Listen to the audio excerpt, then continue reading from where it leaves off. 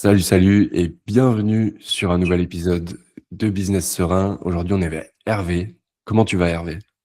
Salut Florent, merci pour l'invitation et ça va très bien aujourd'hui. Je sors d'une compétition Aerox hier, donc j'ai un peu les pattes cassées, mais ça va, je marche. Trop cool. C'était le premier? Non, c'était la cinquième et la dernière. J'arrête après. Eh, ok, quand même. Un vieux de la vieille alors. Voilà, j'ai commencé en 2023 quand tu disais ce mot et puis les gens ils te regardaient en levant un sourcil. Et Aujourd'hui, je c'est vois. un peu différent. Et qu'est-ce que tu as sur le feu en ce moment? Au-delà Qu'est-ce- d'un Aerox, Ouais, ouais, alors c'est sûr. qu'est-ce Moi, qui se passe de ton côté? j'aime bien parler un peu de sport pour remettre un peu l'église au milieu du village, parce que comme je parle de whisky, etc., il y a peut-être des gens qui pensent que je suis un alcoolique invétéré alors que je me bute pas mal à la salle. Mais, euh, C'est mais c'est ce ce que qu'on j'ai va sur le pouvoir feu, explorer. pardon? C'est ce qu'on va pouvoir explorer parce que j'étais en train de me dire, mais trop cool, il y a des questions à poser là-dessus. Mais vas-y, je te laisse la place. On est parti. Parfait. Alors, qu'est-ce que j'ai sur le feu en ce moment? Je suis en plein travail, très en coulisses de la structuration de la Guilde du Chardon, qui est mon club privé de passionnés de whisky, qui a pour but de devenir un embouteilleur indépendant et puis à terme de fonder la première distillerie communautaire. C'est vraiment un gentleman's club où chacun peut rejoindre parce qu'il veut transformer sa vie, parce qu'il veut vivre le whisky différemment et où le whisky est un vecteur pour plein de projets et pas seulement le whisky n'est pas forcément au centre, mais on va développer plein de projets, que ce soit immobilier, que ce soit de produits dérivés, que ce soit de whisky évidemment.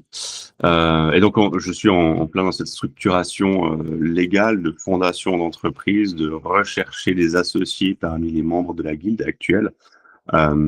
Et puis, ce qui nous permettra de justement nous épandre, nous fleurir telle une fleur, tel un brin d'orge, Vigousse et, et Vigousse, voilà. Et puis qui va justement nous permettre de vendre du whisky, de créer nos propres trucs, d'être aussi crédible vis-à-vis des distilleries et autres professionnels de ce milieu du luxe. Et donc voilà, c'est beaucoup de travail en coulisses avec aussi le développement de projets euh, assez phares de la guilde, dont les coffrets de dégustation. On est en phase vraiment finale de la phase pilote.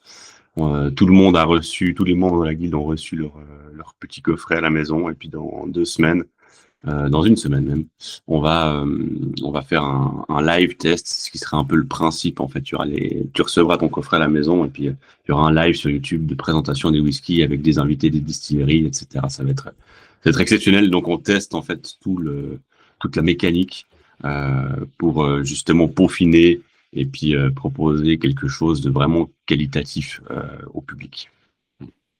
Alors, tu me dis si je me trompe, mais il y a un an encore, t'en étais pas là du tout. On Il y s'est a rencontrés il y a plus ou moins un an. C'est ça, ouais. Il y a un an, j'essayais encore et encore et encore, j'ai essayé pendant des années de développer une activité de photographie et de vidéo d'aventure euh, qui ne décollait pas, malgré que j'ai fait un documentaire professionnel, disons, avec une équipe, du financement, etc., des projections à plus de 300 personnes, etc. Ça, j'arrivais pas à faire décoller ça. Et, euh, et puis j'avais cette idée en fait du chardon, parce que le chardon à la base c'est une chaîne YouTube, c'est un compte Instagram où je parle de whisky et d'Écosse. J'avais cette idée depuis 6 ans, je la ruminais, j'osais jamais me lancer, syndrome de l'imposteur, essentiellement ça. Il y a justement un an, dans le collectif dans lequel on était avec toi Florent, certaines personnes m'ont dit, bah écoute, regarde ton truc sur le whisky, ça va peut-être être plus facile. Et, euh, et oui, c'était plus facile. Je t'en parle parce que j'ai suivi un peu de loin tu vois, l'évolution, notamment de ton compte sur le whisky qui a pris, alors j'ai perdu les chiffres, mais qui a pris des dizaines, je pense pas me tromper, de milliers d'abonnés. Ouais, on est à 29 000 là, je crois. Donc, Ouais, et je t'en parle parce que j'aimerais bien savoir, Est-ce que tu allais pas au début sur le whisky parce que tu te disais, bah non, ça peut pas, soit ça peut pas être aussi simple, ou ça peut pas être aussi sérieux? Comment tu voyais les choses avant de sauter le pas, justement, et de te dire, vas-y, là, on y va à fond? Eh ben, je pense que comme beaucoup, je me disais que, enfin, c'est aussi un des objectifs de la guilde, c'est de ne plus se sentir seul dans sa passion. Et je me disais, mais en fait, il n'y a que moi qui aime le whisky comme ça. Je trouvais même pas de vidéos sur le whisky, à part il y a quelques grosses chaînes en anglais, c'est vrai, je vais pas non plus mentir. Mais en français, il y avait rien ou quasi rien. Et puis, du peu qu'il y avait, c'était pas de la qualité que je voulais offrir. Et, euh, et puis du coup, bah, en fait, je me disais simplement, je vais être tout seul à parler devant ma caméra, j'aurai 500 abonnés. Et littéralement, quand j'ai eu le courage, quand j'ai arrêté de faire tourner le cerveau et puis que j'ai juste agi, eh ben, je me disais, bah, si dans 2 ans, j'ai 3000 abonnés, je suis content. J'ai eu 10 000 abonnés sur YouTube en 6 mois. C'est une trajectoire, et je voulais qu'on attaque par ça parce que des fois, je sais à quel point ça peut être contraignant, tu vois, de se dire, ah, est-ce que ça va vraiment plaire? Est-ce que ça va intéresser, ou est-ce que c'est juste un délire que j'ai dans ma tête?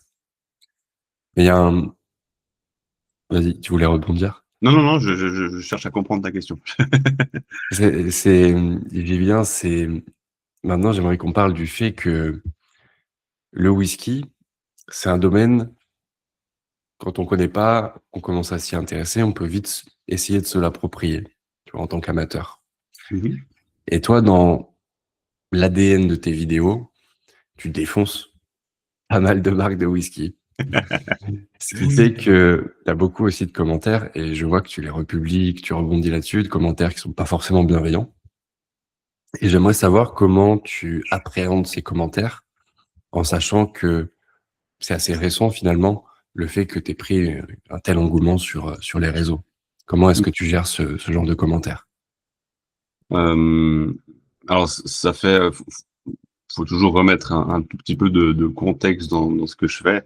Certes, ça fait pas longtemps que je fais ce contenu-là sur le whisky, puis que c'est la première fois qu'effectivement ça explose comme ça.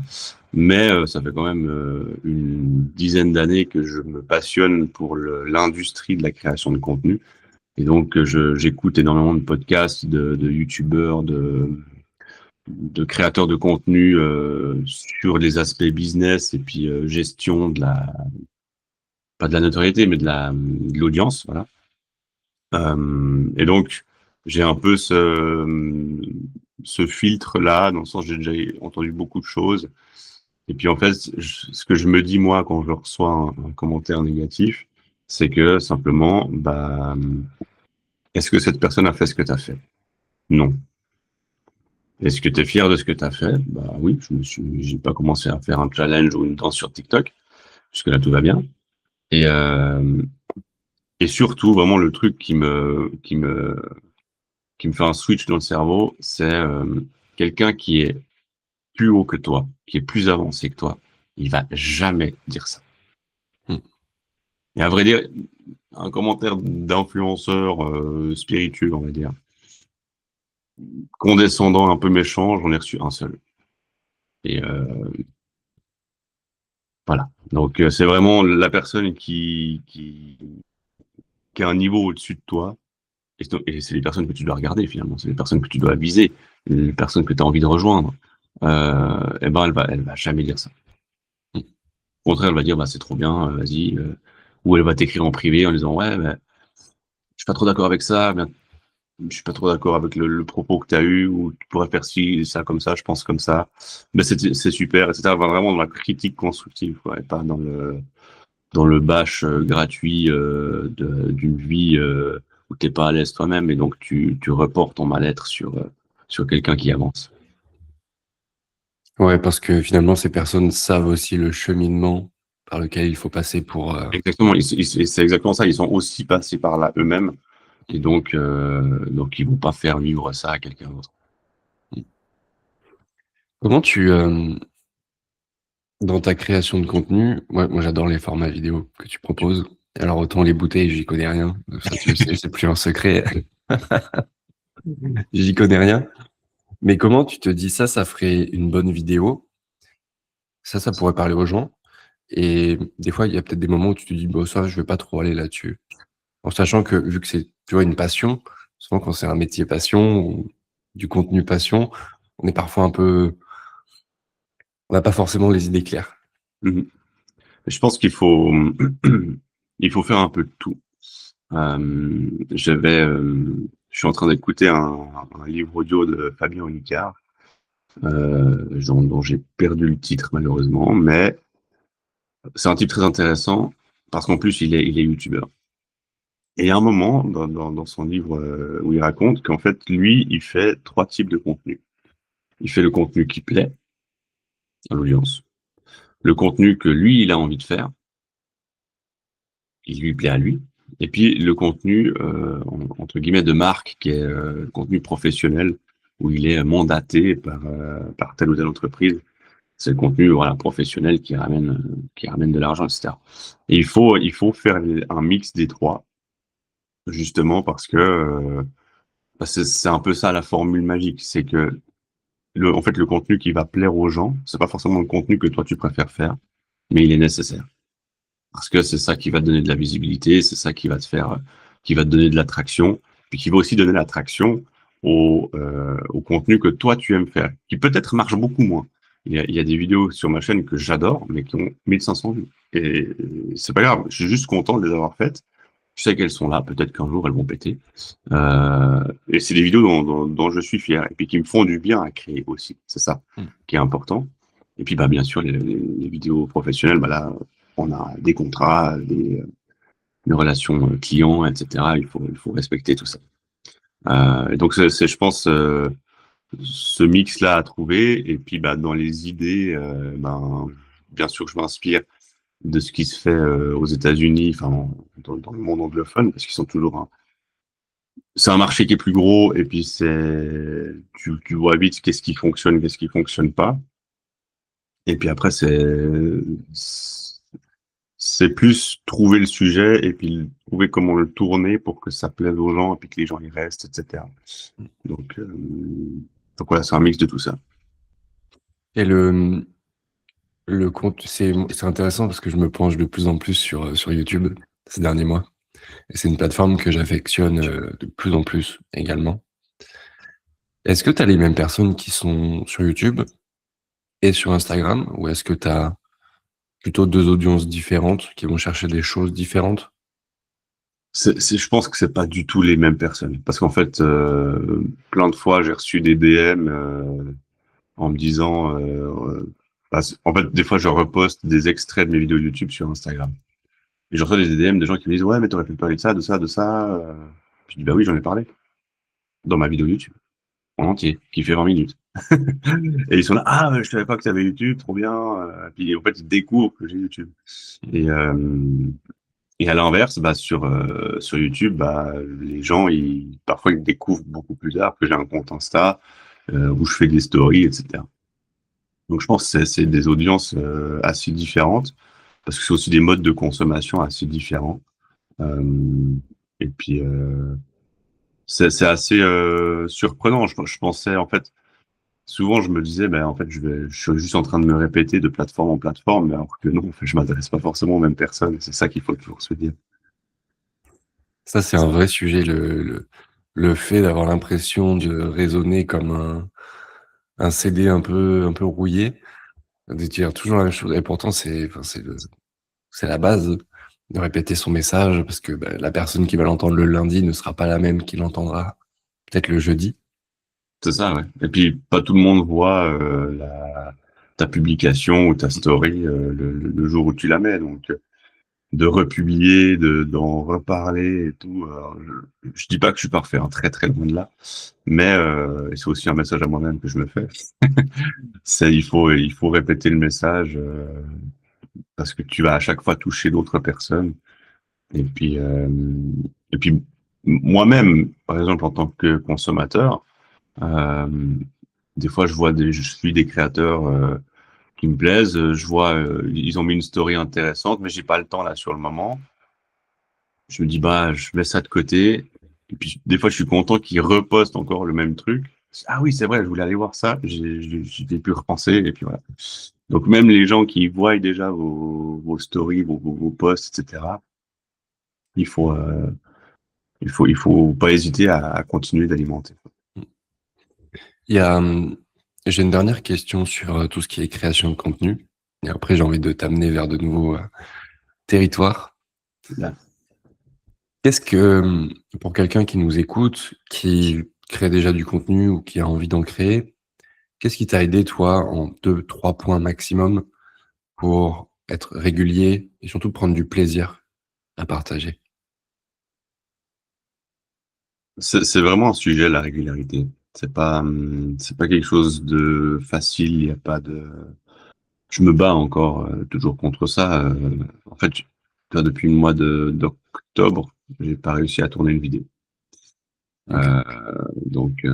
Mais j'en ai 7 à monter. C'est des gros projets, c'est des gros machins. Euh, donc la régularité, c'est aussi une question pour moi que je suis justement en train de régler. Je dois beaucoup bosser, comme je dis au début, sur ces questions en coulisses, sur la guilde, etc. Et mais quand j'ai commencé, puis là en fait où ça a vraiment démarré, parce que si tu veux, j'ai commencé mon contenu en juin 2024, et puis en janvier 2025, je me suis dit non là, prends ça au sérieux. Je me suis lancé à un rythme d'une vidéo YouTube par semaine. Alors c'est stacanoviste, vraiment je vous recommande pas. Faites-le seulement si vous êtes au chômage ou vous avez vraiment beaucoup de temps à côté. Moi, j'avais un travail à côté. C'était difficilement tenable. Donc, première chose, je dirais, c'est vraiment de trouver le rythme qui te convient, qui te permet aussi de produire le contenu que tu veux produire. Ça peut être du contenu très simple, tu vois, fait au téléphone, etc., mais ça peut être très quali. Il n'y a aucun souci. Moi, j'ai des caméras professionnelles, j'ai des lumières, j'ai des micros, j'ai des logiciels de montage professionnels parce que j'aime cette technicité. En fait, j'aime la belle image. Je viens d'un passif photographe, vidéaste, etc. Pour moi, c'est important. Et donc, je me mets cette contrainte. Et donc, c'est en fait de comprendre comment tu veux faire du contenu, te dire, OK, bon, bah, avec mon téléphone, ça suffit. Est-ce que je filme des trucs au quotidien? Oui, non. Est-ce que j'ai besoin d'un environnement précis pour filmer?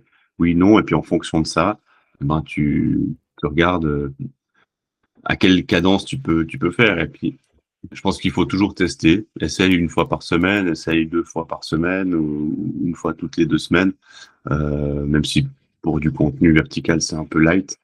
Euh, et puis regarde là où en fait où tu sens qu'il n'y a pas de surcharge, tu sens qu'il y a du plaisir. Il y a aussi parce qu'il y a aussi tout l'aspect écrire les vidéos hein, que j'ai pas parlé encore, mais ça prend du temps aussi. Euh, donc voilà, c'est difficile à répondre parce que ça dépend vraiment du contenu que tu veux créer, de la niche dans laquelle tu es, de comment tu veux que ton contenu soit, tout simplement. Si tu veux que ce soit quelque chose de très spontané, très light, etc., bah, tu peux faire ça vite fait et ce sera très bien.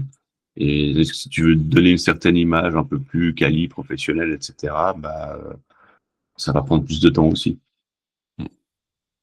Et c'est hyper intéressant parce que j'ai la réflexion inverse à la tienne, qui est que moi, quand j'ai une idée, il faut que ça sorte le plus vite possible. Parce que si je commence alors je la retravaille un petit peu l'idée. Quand j'ai pas d'image ou d'illustration à partager, souvent je demande à ChatGPT. Mais je sais que si je commence à vouloir trop lécher chaque élément, à force, en fait, ça me saoule et je publie jamais. Ah, ça c'est clair. Ça, le perfectionnisme exacerbé et inutile, c'est aussi un grand danger. Euh, il faut s'en défaire. Euh, comment je pourrais... Ouais, j'avais ce problème aussi, mais en fait, ce qu'il faut vraiment garder en tête, c'est un contenu publié est un contenu qui existe, tandis qu'un contenu dans ta tête ou sur ta timeline de montage, ben, il n'existe pas. Et donc, si ce contenu n'existe pas, tu n'existes pas non plus. Et, euh, et puis oui, enfin, aucun contenu ne sera jamais parfait, vraiment. Et je crois que c'était une technique de MrBeast ou sûrement d'autres aussi, hein. C'est une technique assez simple, c'est que tu fais ta vidéo et puis tu la re-regardes, puis tu dis, OK, là, le son, par exemple, ça me plaît pas. Prochaine vidéo, j'améliore le son. À la vidéo 2, tu re-regardes ta vidéo, ah bah là, l'éclairage, il est pas, ouais, il est pas foufou, hein. Donc, tac, tu changes l'éclairage. Mais tu gardes le son, tu vois. Et en fait, en 3 vidéos, tu as déjà amélioré 2 gros trucs. Et en fait, pour chaque vidéo, tu changes un truc. Mais vraiment juste un seul. Et en itérant, parce que c'est facile de changer un truc, mais c'est plus compliqué d'en changer 10. Et donc, ça va te permettre justement de corriger les défauts, mais pas de tous les corriger d'un coup, parce que là, tu retombes dans le perfectionnisme, tu publies jamais. Et puis tu produis, et puis bah, la qualité, elle monte par petits escaliers. Et donc, c'est comme ça que, pour moi, c'est la meilleure façon de créer et s'améliorer dans la création. Et de prendre confiance aussi, je pense. Ouais, clairement, ah oui, clairement. Dans ce Ouais, que c'est tu sûr. fais. Bah là, récemment, j'ai tourné un petit bout de vidéo justement pour ces coffrets de dégustation. Et vraiment, enfin, même si c'était spontané, etc., il n'y avait pas de script, c'était juste un unboxing. Euh, Il y a des moments où j'étais là, ah, je suis rouillé quand même. Ça fait un moment que j'ai plus été devant une caméra. Donc ça se perd, c'est un muscle. Donc c'est une très bonne idée que tu as de justement, t'as l'idée, tu la sors de ta tête, tu la crées, etc., tu publies. Et c'est vraiment comme ça qu'on progresse, c'est en faisant, quoi. Bah, après, moi, je dois aussi avouer que en fait, ça vient chercher d'autres, ou ça venait chercher d'autres problématiques, tu vois. Vraiment le fait de pas être impeccable à chaque moment, tu vois, le fait de lâcher prise, tout simplement. Ça venait chercher beaucoup ça. Mais après, une fois que c'est juste du kiff, en fait, une fois que tu prends le pli, Ça, c'est ça te, tellement plus simple. ça te dérangeait qu'il y ait des imperfections dans ta vidéo, c'est ça? Ouais, en fait, ce qui me dérangeait, c'est que à chaque fois que je la regardais après, je voyais des choses à modifier. Pas Ouais. tant Toujours, dans, toujours, c'est dans le normal. format, mais tu vois, dans ce que je dis. Là, je vais sortir une vidéo probablement cette semaine où je parle aux entrepreneurs spirituels, mais je prends l'exemple d'une coach pour les jeunes mamans. Tu vois, c'est pas tout à fait dans le même segment, même si, oui, ça peut se recouper. Tu vois, et Ah, quand moi, je la regarde, je suis dans un autre univers, moi, à côté, hein. ah bah oui, complètement, On parle de spiritueux, est-ce que ça passe ou complètement, mais spirituel? c'est aussi pour ça que je te voulais sur le podcast. Mais tu vois, moi, c'est plus tu regardes et tu te dis, mais en fait, pourquoi j'ai pas pensé à ça plus tôt? Donc vraiment lâcher prise à ce niveau-là et comme tu le disais, bah, améliorer petit à petit, faire en sorte que un élément soit meilleur d'une vidéo à l'autre. Ouais, c'est ça. Et puis vraiment, si t'as une envie, une idée, euh, même sur le moment, fais-le. Et l'exemple que j'ai avec ça, c'est il y a quelques temps, j'ai publié un reel sur Insta que j'ai appelé Whisky Atmosphère. Où en gros, c'était un matin, je devais aller balader mes chiens dans la forêt, et puis je sais pas, j'ai eu une envie de... Tu te rappelles Elle était incroyable. Je t'ai pas envoyé, mais elle était incroyable cette vidéo. Vraiment. Ouais, et en fait, bah, il faisait pas beau, il pleuvait. Puis je me suis dit, mais en fait, le whisky, c'est aussi des atmosphères, et puis je vais essayer de trouver des whiskies, puis faire des plans pour juste parler de whisky sans montrer de whisky. Alors, il y a quelques bouteilles qui apparaissent par endroits parce que voilà, mais et en fait, j'ai eu cette idée le matin. J'ai pris ma douche, machin, puis j'étais là, mais putain, ouais, je la garde, je la mets dans un coin et tout. Puis là, je me suis vraiment dit, si tu la mets dans un coin, tu la feras jamais. Et après, j'étais, ouais, mais attends, je dois prendre ma cam et tout, il pleut. En plus, après, on a un repas de famille, donc j'avais pas beaucoup de temps. Putain, tu sais quoi, non, tu prends ton petit GorillaPod, tu prends ton téléphone, t'as un support de téléphone, et puis t'y vas. Et puis j'ai fait ça au téléphone, vraiment, et c'est pas, je crois que c'est un iPhone 13, hein, ça, donc on n'est pas sur, on n'est pas sur un foot de guerre. Et, euh, et puis je l'ai fait, j'ai pris un kiff monstrueux à faire ça, mes chiens ils ont adoré ça, et puis bah j'ai bien vu ta réaction, et puis j'ai eu plein de réactions comme ça, ils ont trouvé ce format incroyable. Hmm. Et hyper cool. Et je me réjouis de le refaire dans différentes ambiances parce qu'il faut que j'attende aussi un peu l'ambiance qui colle. Je peux pas tout le temps faire la même ambiance. Il pleut beaucoup ces temps. Et, euh, et c'est vraiment ce truc, bah, t'as une idée, t'as un peu cette urgence, cette envie de création, fais-le. Même si c'est pas parfait, même si c'est, tu vois, là, j'ai pas pris ma caméra pro, j'ai pris mon vieux téléphone, mais j'ai fait des plans sympas, j'ai réfléchi à la composition, etc. J'avais mes chiens, ça aide. Et puis ça a été cool, quoi. Et puis au final, bah, j'ai même monté ça dans la voiture en allant pas de famille, tu vois. Donc c'est un truc, ça s'est imbriqué dans ma journée. J'ai eu l'idée, paf, je l'ai fait, et puis il y a eu des super résultats. Donc donc ça c'est l'aspect vraiment encourageant. Tu te dis bah voilà, j'ai une idée, je la fais maintenant, et puis, même si ça avait pas marché, je m'en fichais en fait parce que je l'aurais fait. Et puis Et puis comme tu dis, que c'était sorti de ma tête, et puis c'est bon, quoi. Mais comme tu disais, c'est le côté, en fait, s'autoriser à, même si c'est pas parfait.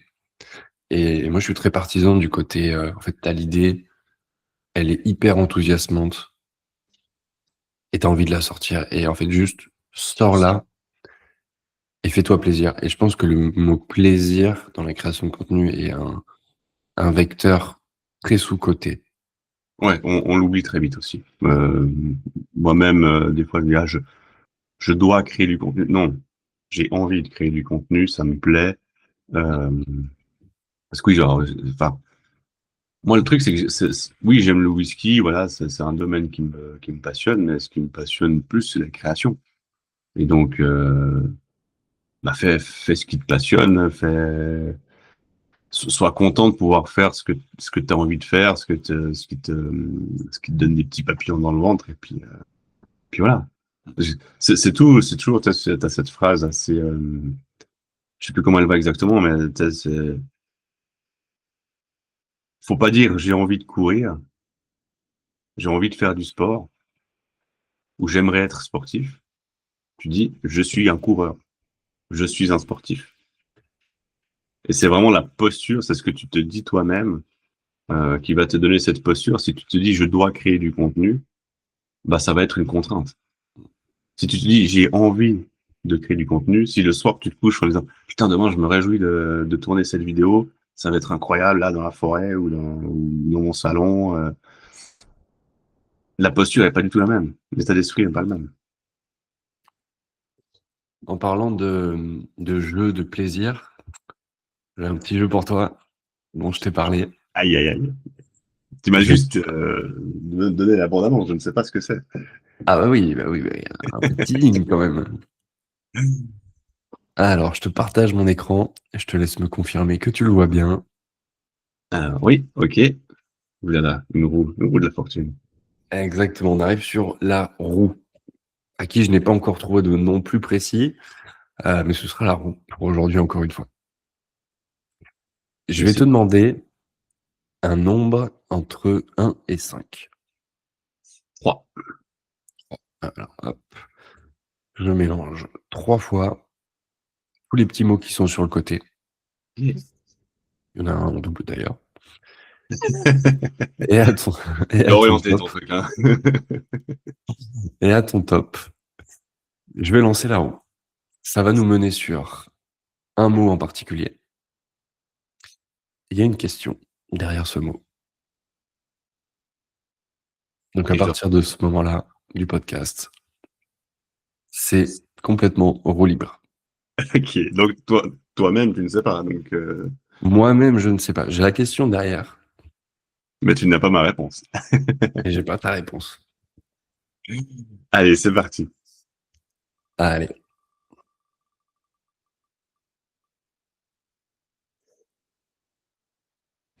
Oh, Le c'est dur. désir. Oh là là. Ah, Le désir. quelle va être la question? Alors, pour le coup, je veux pas te dire de bêtises, mais je crois que celle-ci, on l'a jamais eu encore sur Ah, le podcast. bon, merveilleux.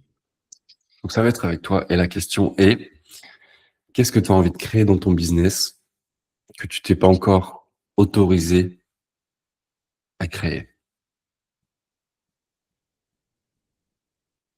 Euh,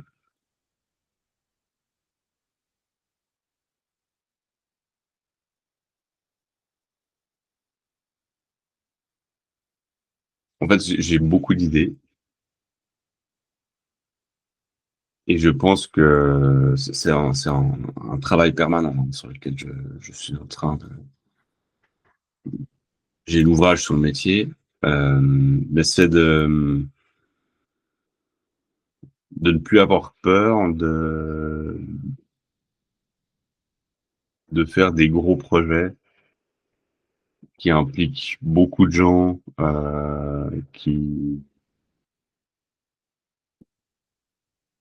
où tu te dis en fait il faut 10 ans d'entrepreneuriat pour le faire. Alors qu'en fait, tu as juste le bon numéro de téléphone et la bonne adresse mail et ça se fait. Parce que les gens, ils ont envie de faire du business, faut pas l'oublier. Euh, c'est vraiment cette idée de créer quelque chose de massif et de vraiment m'extraire de cette position de créateur de contenu qui lance un club privé qui se développe, etc. Euh, Vraiment plus la vision entreprise, euh, bâtisseur. Mais c'est une réflexion qui est en cours, donc je dirais pas que c'est un désir, tu vois, c'est plus en construction. Mais ça fait écho à ce que tu disais au début du podcast, quand tu as dit que tu étais en structuration de tous les projets, de tout ce que tu avais sur le feu. C'est ça, ouais, c'est qu'il y a beaucoup de choses, beaucoup de gros projets qui sont sur le feu en structuration, qui sont aussi un peu bloqués par tout ce travail que je fais en coulisses. Il faut régler deux, trois choses avant de pouvoir tout officialiser puis avancer partout. Euh, donc c'est une question de temps, mais une partie de moi me dit bah, que je pourrais peut-être aller plus vite. Ouais, il y a toujours une partie de nous qui se dit, t'aurais pu faire, t'aurais pu te bouger un peu plus là. C'est ce que je me dis parfois, puis après les autres membres de la guilde ils me disent non mais mec, ça fait 6 mois hein, et puis on est déjà à peu près 2 à 3 ans en avance. Donc Comment tu, euh, comment tu gères le fait que en 2025 ça a explosé? T'as pris, comme tu l'as dit, t'as pris 10 000 abonnés sur YouTube, t'en as pris beaucoup plus sur Instagram encore. Comment tu gères le fait de devoir structurer en fait peut-être aussi vite, vu que tu as une croissance assez grande et que tu as des projets qui sont sur le feu? Est-ce que... Non, vas-y, je te laisse répondre. non, Je vais pas complexifier la question. alors je sais pas si je vais répondre juste, mais en fait je me sens assez seul dans le sens je ne me sens pas créateur de contenu classique, tu vois, qui va faire des partenariats avec des marques, etc. J'en ai, mais c'est pas mon cœur de business. Et en fait, j'ai le sentiment que je suis en train de créer quelque chose que personne ne fait. Et c'est aussi pour ça que ça marche. Euh, et du coup, c'est pas un sentiment de traverser du désert parce qu'on est 28 dans la guilde actuellement. Il y a un soutien monstrueux. Euh, c'est génial, mais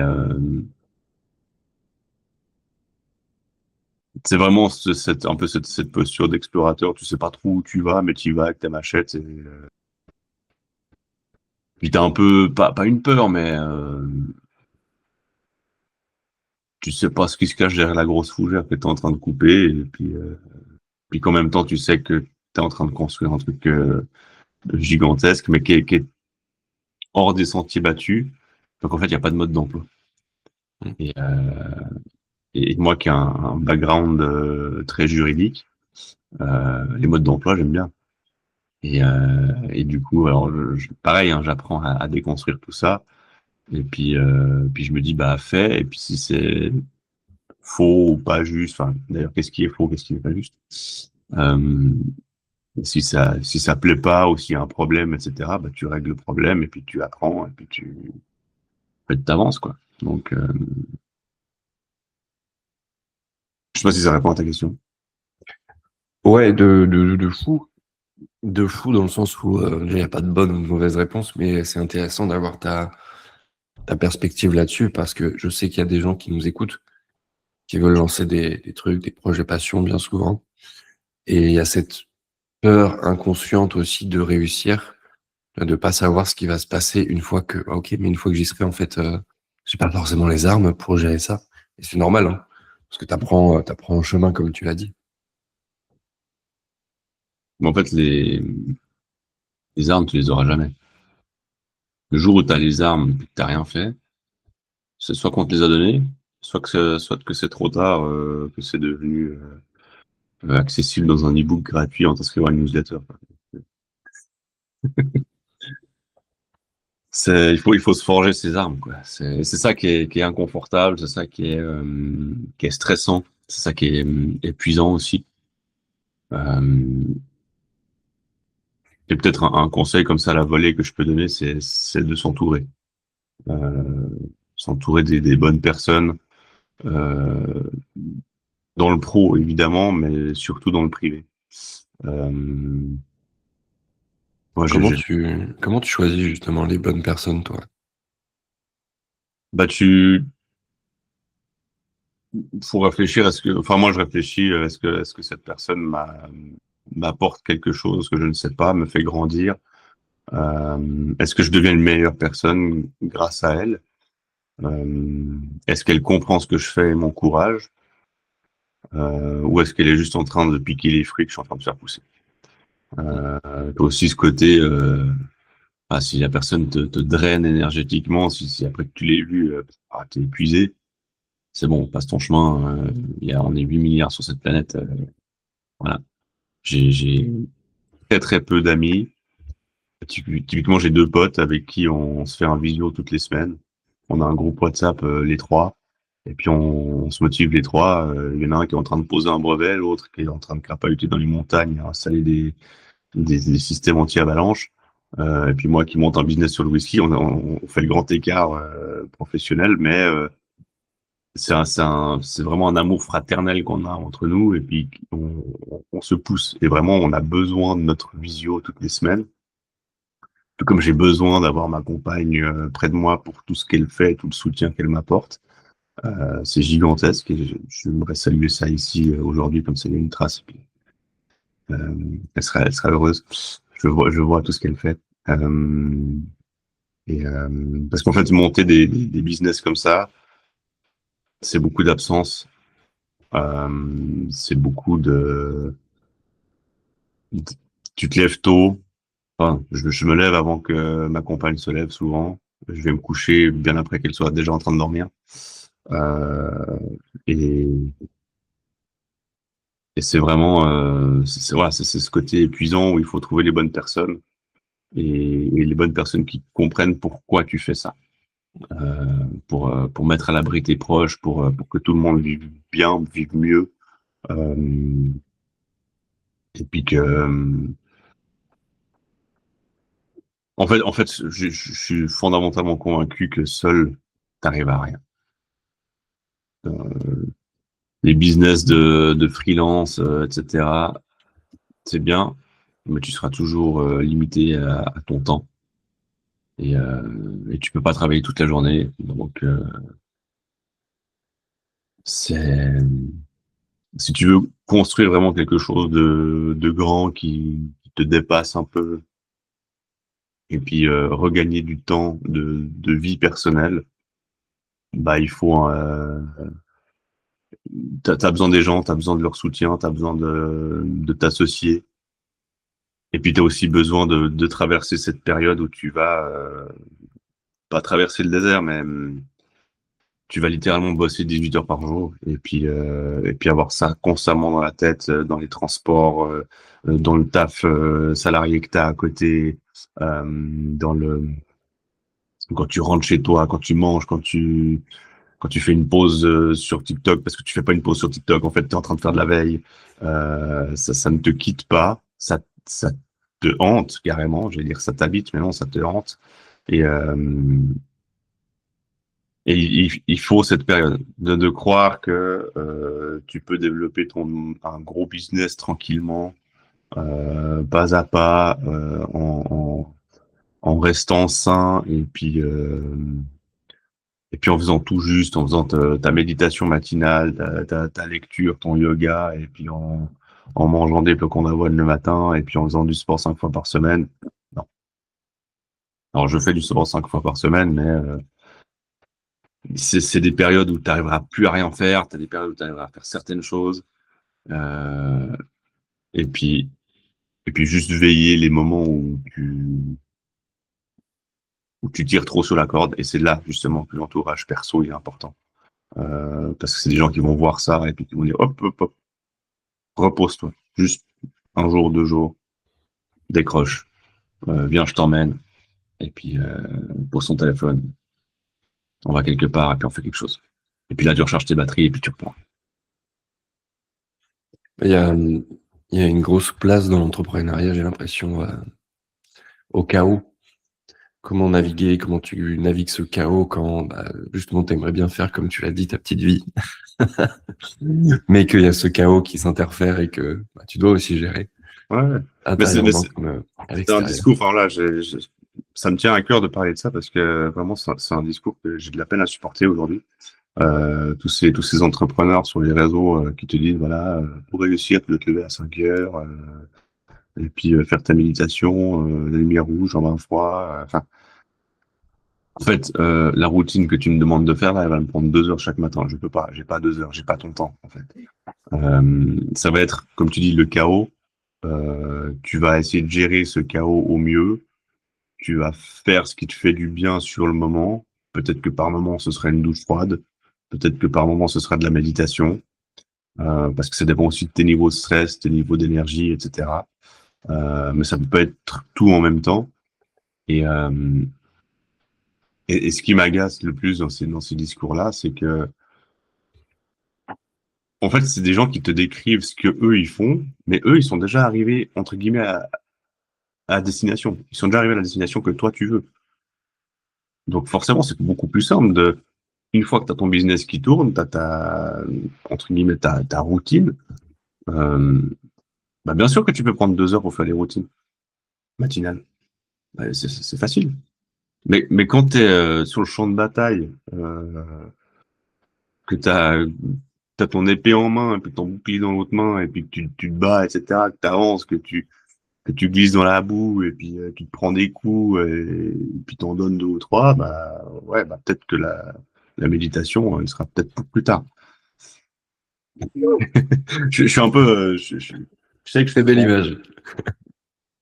je suis un peu brutal comme ça, et puis probablement que plein de gens seront pas d'accord avec moi, et puis mais vraiment monter un business, arrêtez de croire que c'est sain, quoi. C'est bien d'en parler aussi, de ce côté. Des fois, tu te projettes et tu idéalises l'arrivée d'autres personnes, le chapitre 15 d'autres personnes, mais ces autres personnes, bien souvent, elles ont des équipes derrière. Elles ont des années d'expérience. Bien sûr. Elles ont aussi des années d'échecs. Ça, c'est ce qu'on voit pas sur les réseaux sociaux. Et c'est important de remettre ça en équilibre. Mhm. Et surtout que l'aventure de chacun, enfin, c'est l'aventure de chacun. Euh, Ton entreprise, ton aventure entrepreneuriale, Florent, sera très différente de la mienne. Et c'est OK, comme on dit. Euh, Ça sert à rien de te comparer. Et, et autant j'aime pas ces gens qui disent ouais, tu dois faire des routines, etc. Autant j'aime pas ceux qui disent Bah là, comme Anthony Bourbon, c'est le seul exemple que j'ai en tête là, qui est encore plus agressif que moi. Euh, de là, enfin, si tu montes un business puis que tu fous en l'air la santé, non, t'arriveras pas à monter ton business. C'est dur, c'est exigeant, c'est pas sain, mais fais justement les quelques trucs que tu sais qui te font du bien. Moi, c'est le sport, c'est quelques douches froides, c'est un peu de méditation quand j'ai le temps, et puis si j'arrive, c'est un peu de lecture.